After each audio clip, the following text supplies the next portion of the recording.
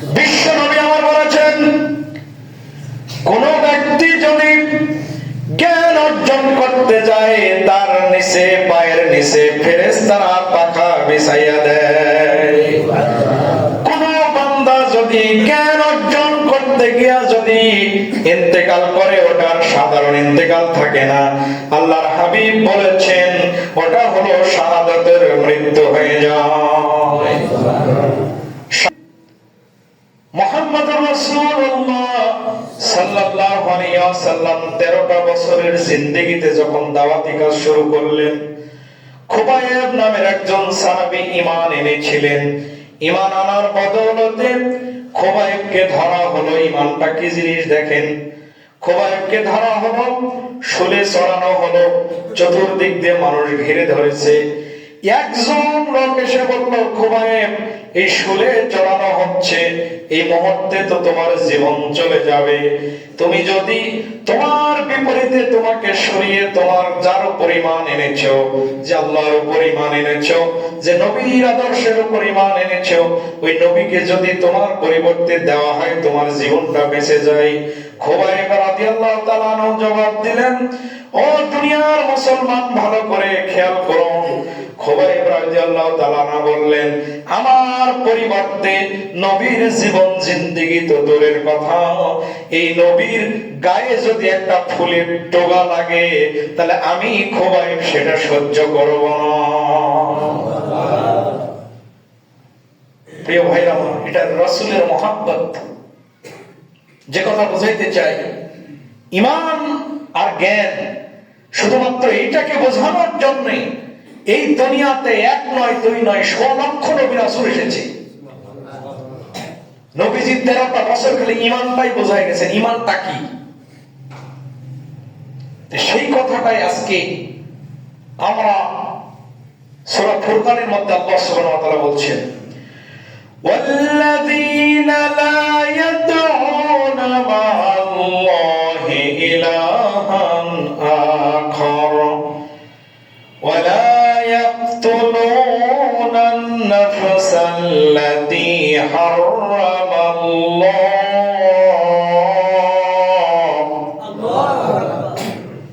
ওয়াল্লাযীনা লা ইয়াদউনা মা'আল্লাহ, যে ব্যক্তি আমাকে ডাকে, আল্লাহ নিজেই বলছেন যারা আমাকে ডাকে, অথবা যে ব্যক্তি আমাকে ডাকলো কিন্তু এমন ভাবে ডাকে যে ডাকের মধ্যে আমার শরীক আছে, আমার শিরক করে। আমাকে ডাকলো, যেমন সেজদা দিচ্ছি, এখানে আসছি কিন্তু মূলত আল্লাহকে পাবার জন্য, কি বলেন আপনারা? কিন্তু এই যে ডাকার জন্য এসেছি, সেজদা দেওয়ার জন্য এসেছি, আল্লাহর কাছে যাওয়ার জন্য এসেছি, আল্লাহকে পাবার জন্য এসেছি, তার খুশির জন্য এসেছি, জান্নাতের জন্য এসেছি। কিন্তু আল্লাহ সুবহানাহু ওয়া তাআলা বলল কি, যে এই যে আসলো, আমাকে ডাকলো, আমাকে খুশি করার চেষ্টা করলো, কিন্তু মা'আল্লাহ, আমি আল্লাহ ব্যতীত গায়র অন্য কাউকে এর মধ্যেই শরীক করে যাচ্ছি। তার মানে বোঝা গেল, সারাটা জীবন আমরা নামাজ পড়লাম, সালাত আদায় করলাম, সারাটা জীবন আমরা রোজা রাখলাম, হজ করলাম, সব ইবাদত বন্দেগী করলাম, কিন্তু আল্লাহর সাথে শরীক করলাম। তাহলে এই দুনিয়ার মধ্যে সবচাইতে জঘন্য অপরাধ, যে অপরাধের ক্ষমা নাই, পৃথিবীর সবচাইতে যত বড়ই অপরাধ হোক, আমরা আলোচনা করেছিলাম গত জমায়, যে আমরা গুনাহ করতে করতে করতে এত বড় যদি গুনাহ করি যে আসমান পর্যন্ত ঠেকে গেছে গুনাহ, কিন্তু আসমানের চাইতে বড় রহমত নিয়ে আল্লাহ সুবহানাহু ওয়া তাআলা আমার আপনার জন্য হাজির হয়ে যায়। সুবহানাল্লাহ। কিন্তু যদি শিরক থাকে, এই গুনাহটা আল্লাহ ক্ষমা করবেন না। শিরকের গুনাহ হলো সবচেয়ে বড় জঘন্য গুনাহ। এখন যদি বলেন, যে কথা আমি বোঝাইতে চাই, শিরক কোথায়? আমরা তো সালাত আদায় করতে এসেছি, আমরা একই ইমামের পেছনে সেজদা দিব, এখানে আবার শিরক কোথায়? সারাটা জীবন আমরা সালাত আদায় করে গেলাম, কিন্তু শিরক কোথায়? জ্ঞান একটা অর্জন করতে পারলাম না। এই জন্য আল্লাহর হাবিব বলেছেন, যে ব্যক্তি কোনো বয়স নাই, যে কথা বলছিলাম আপনাকে আমাকে মাদ্রাসায় কিন্তু ভর্তি নেবে না, নেবে না, কিন্তু যে কোনো মূল্যে এই জ্ঞানটা অর্জন করতে হবে, শিরক মুক্ত জ্ঞান, যে কোনো মূল্যে যেখান থেকে হোক এটা অর্জন করা হলো ফরজ। আমার এই জ্ঞানের মধ্যে যদি শিরক ঢুকে যায় তাহলে কোন ইবাদত বন্দেগী আল্লাহ সুবহানাহু ওয়া তাআলা কবুল করবে না। মনে রাখবেন একটা বিষয়, প্রিয় ভাইরা আমার, আজকে খুব কঠোর আলোচনা হচ্ছে, এটা কঠিন আলোচনা হবে, আপনারা বোঝার চেষ্টা করেন, আপনাদেরকে কষ্ট দেওয়ার জন্য বলি নাই। কিয়ামতের দিন মুসিবতের সময় একটা দিন হবে 50,000 বছরের সমান। এই পৃথিবীতে বর্তমানে যদি 800 কোটি মানুষ হয় তাহলে 200 কোটি হলো মুসলমান, 600 কোটির কিন্তু কোনো হিসাবই হবে না। বিনা হিসাবে আল্লাহ সুবহানাহু ওয়া তাআলার উপর ঈমান না থাকার কারণে বিনা হিসাবে তারা জাহান্নামী। তার মানে বর্তমানে হিসাব করেন 600 কোটি জাহান্নামী থাকলে কত? 50,000 বছর পরিমাণ। তার মানে হিসাব হবে কার? আমার আপনার লোকদের মতো লোকের। কথা কি বুঝতেছেন? যাকে আল্লাহ হিসাবের জন্য ধরবেন তাকে কিন্তু কোনো ছাড় নেই। একজন একজন করে আল্লাহর কাছে আসতে হবে, একজন একজন করে সবগুলো দাঁড়ায় থাকবে হাসরের মাঠে। সুবহানাল্লাহ বলতে পারেন না? প্রিয় ভাইরা আমার, এজন্যই ঈমান এবং ঈমানের মতো জ্ঞান অর্জন করতে গেলে খুব মনোযোগ দিতে হয়। হযরত আলী রাদিয়াল্লাহু তাআলা আনহু বলেছেন, যে ব্যক্তি জ্ঞান অর্জন করার জন্য বের হবে তার কাছে তার পায়ের নিচে ফেরেশতারা পাখা বিছায় দেয়। পৃথিবীর কোন হাদিসে পাবেন না যে সালাত আদায় করতে এসেছেন আপনার পায়ের নিচে ফেরেশতারা পাখা বিছায় দিয়েছে, এটা পাবেন না। কিন্তু যারা জ্ঞান অর্জন করতে যায় তাদের পায়ের নিচে ফেরেশতারা পাজু বিছায় দেয়। বিশ্ব নবী আমার বলেছেন, কোন ব্যক্তি যদি জ্ঞান অর্জন করতে যায় তার নিচে পায়ের নিচে ফেরেশতারা পাখা বিছাইয়া দেয়। কোন বান্দা যদি জ্ঞান অর্জন করতে গিয়া যদি ইন্তেকাল করে, ওটার সাধারণ ইন্তেকাল থাকে না। আল্লাহর হাবিব বলেছেন ওটা হলো শাহাদাতের মৃত্যু হয়ে যায়। শাহাদাতের মৃত্যু যদি জ্ঞান অর্জন করতে গিয়া যদি কারো কেউ ইন্তেকাল করে, প্রিয় ভাই আমার, আমি যেটা বোঝাইতে চাই, এখন ওয়াল্লাযিনা লা ইয়াদউনা মা আল্লাহ, যে ব্যক্তি ডাকে কিন্তু আমার সাথে আরেকজনকে সহ ডাকে, সেটা কে? আমরা সালাত আদায় করতে এসেছি কিন্তু সেটা আমাদের সাথে আরেকজন এসেছে আল্লাহর সাথে। আল্লাহ কয়জন? আল্লাহ কয়জন?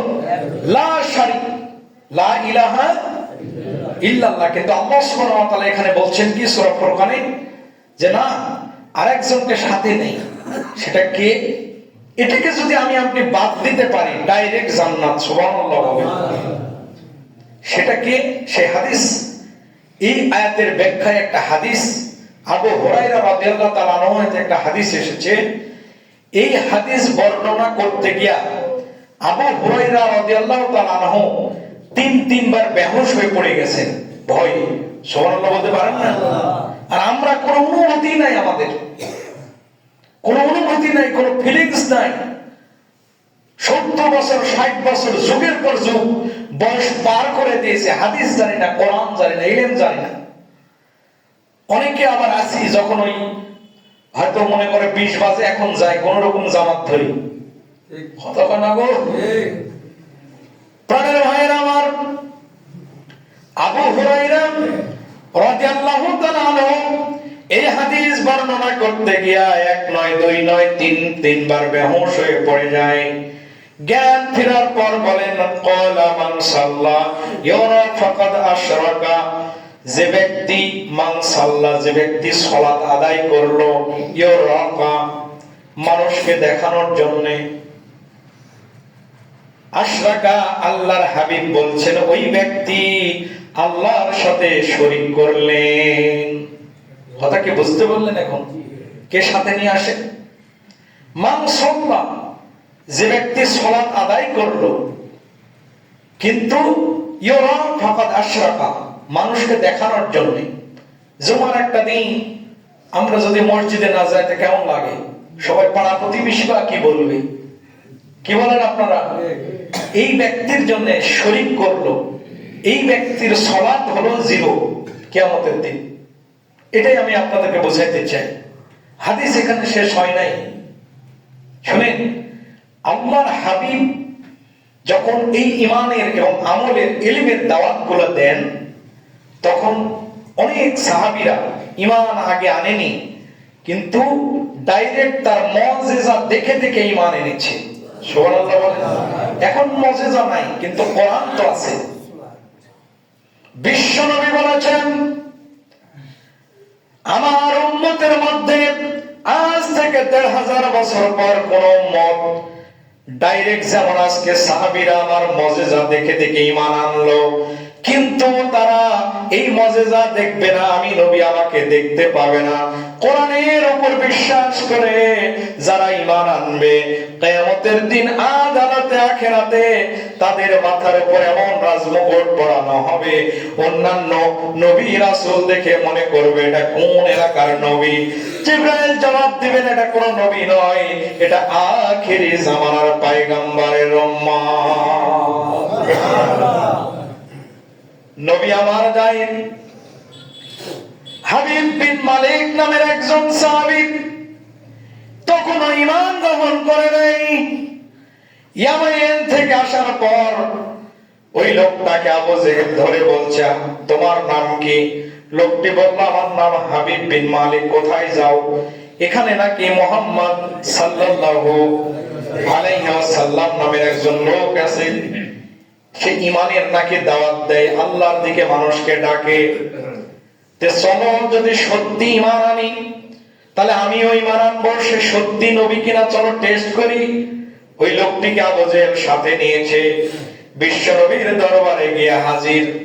যারা হজে গেছেন প্রাণের ভাইরা, বাবে আব্দুল গেট থেকে যে গেটটা আছে, আব্দুল আজিজ গেট, ওই গেটের পাশে আছে সাবা পাহাড়, তার পাশেই আছে কোবাইস নামের একটা পাহাড়, বিশাল বড় একটা পাহাড়।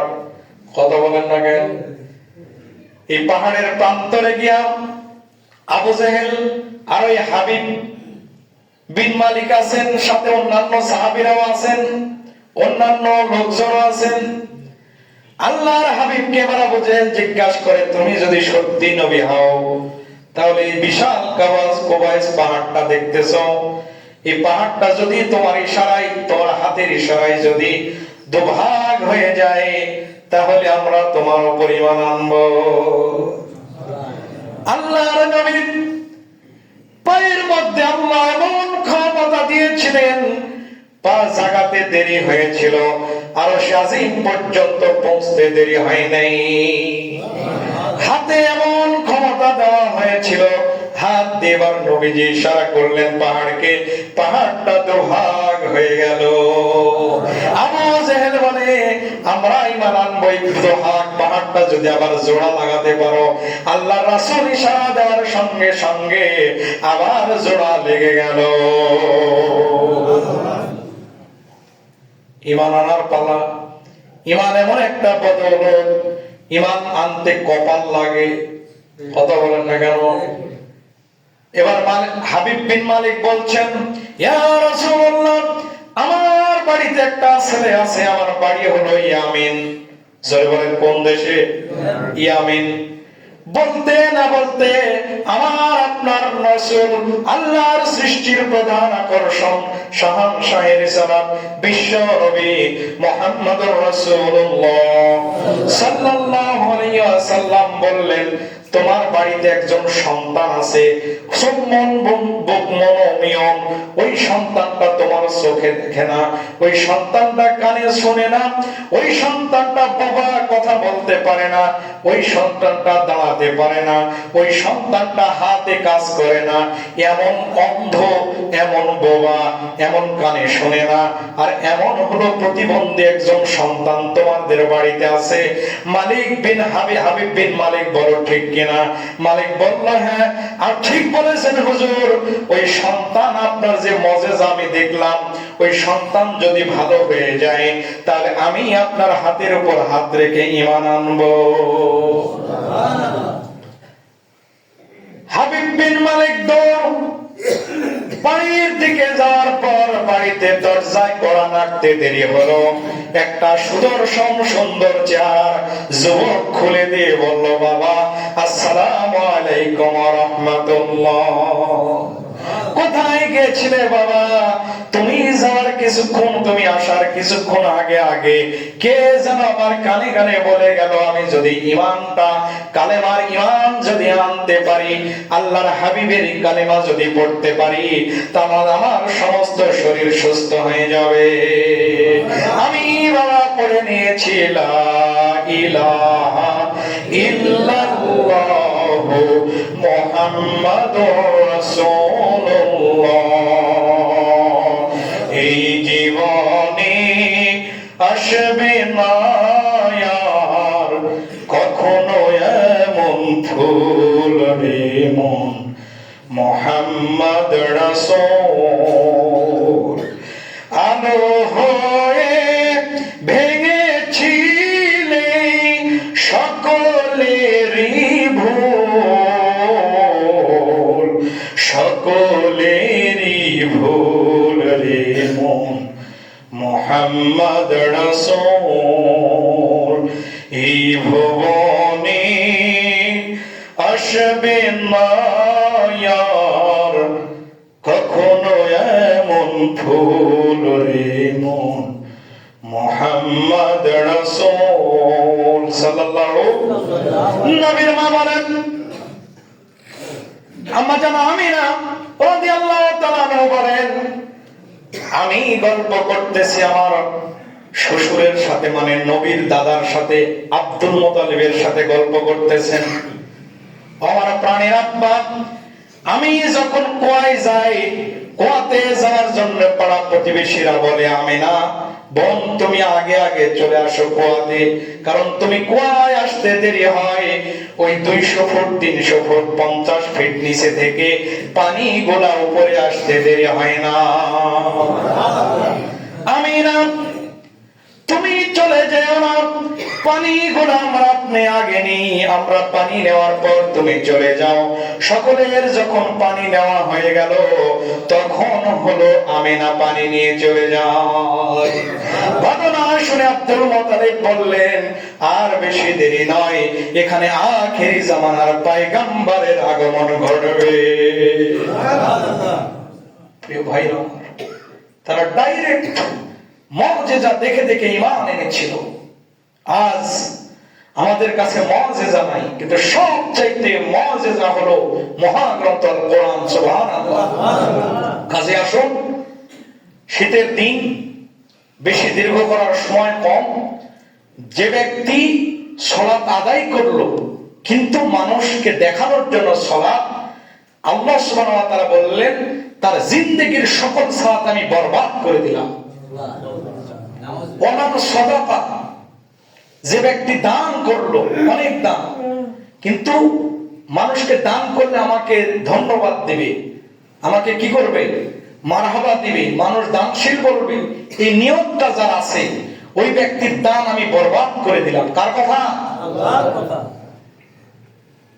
এই জন্যে প্রথমে আয়াতের ব্যাখ্যা হলো ওয়ালা ইয়াদউ মা'আল্লাহি ইলাহান, অন্য কাউকে ডাকে আমি আল্লাহর সাথে।